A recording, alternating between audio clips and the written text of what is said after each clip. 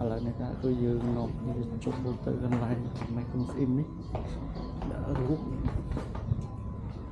យើងដាក់មើលថាខាងក្នុងវាមានទេសភាពមិនដែរអានេះជន់កដាំងមួយទៀតវាជន់ក្រោមនឹងនោះយើងគិតថាវានៅនេះមកប៉ែកពេលចូលមកនេះវាមានចូលនៅក្នុងប៉ែកទៀតនោះកន្លែងវាធំណាស់នោះឥឡូវនេះយើងទៅមើលទេសភាពនៅតំណែងទៅមិនដែរមើលពីខាងក្រៅទៅធំទៅភ័ក្រហើយកន្លែងប្រម៉ែគុំស្អ៊ីមជាងនេះគឺវាមាន2ជាន់ដបូលលើមួយជាន់ខាងក្រោមនេះមួយជាន់ទៀតដបូល2ជាន់ទៅយើងទៅមើលទៀតថាម៉េចដែរ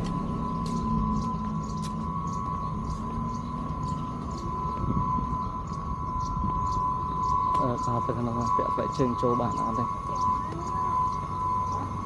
តាមមើលទៅពាក់ផ្លែជើងចូលបានទេ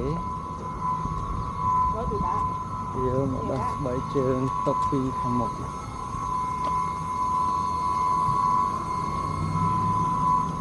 អូខេដោះស្បែកជើងຕົកខាងចាំដាក់ចូលមើល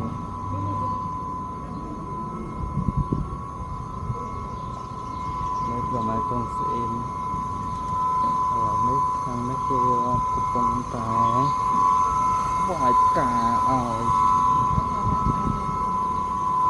អានេះគេចង់និយាយថាពីថ្ងៃសុក្រសៅរ៍អាទិត្យគឺតំណាងព្រះក៏មិនដឹងថាមិនដែរតំណាងព្រះ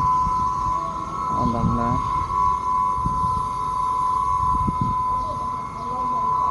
ចាំជួទៅមកដល់ទៅនេះគឺនេះតំណាងឲ្យឆ្នាំទាំងអស់ទៅ12ឆ្នាំពេលមិនអស់ខាងនេះវិញតាមមានស្អីអីដាក់ទេគឺមានតែមកបែកខាងហ្នឹងអានេះជើងសសរធំណា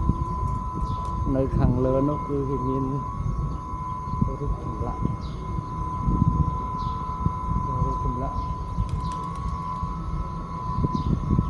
លើត្រង់ទៅចង់ផ្ងាក្រោយ